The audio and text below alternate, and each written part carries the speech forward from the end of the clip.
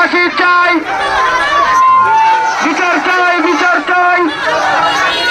আমার ছেলে মারা গেছে, আর কোন মায়ের কোল যাতে খালি না হয়, আর কোন আব্দুল্লাহ যাতে এভাবে সন্ত্রাসী কিশোরদের হাতে খুন না হতে হয়, তার জন্য আমরা প্রশাসনের প্রতি অনুরোধ করছি। আর যে তিনজন আছে আসামি, আতিক, মেহেদি, শুভ, এই তিনজনকে আইনের আওতায় এনে তার বিচারে সর্ব ব্যবস্থা করে দেব ইনশাআল্লাহ।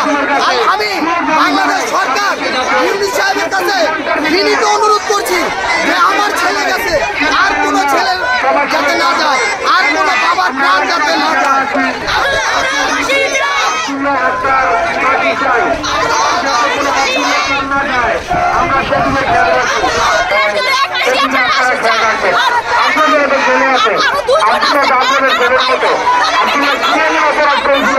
যেটাকে মেরে ফেলতে হয়েছে, সপ্তমে করে একটি ছেলে, সে কোনো কিছু জড়িত না, সে 9টার আগে কাজে যায়, রাত 12টার।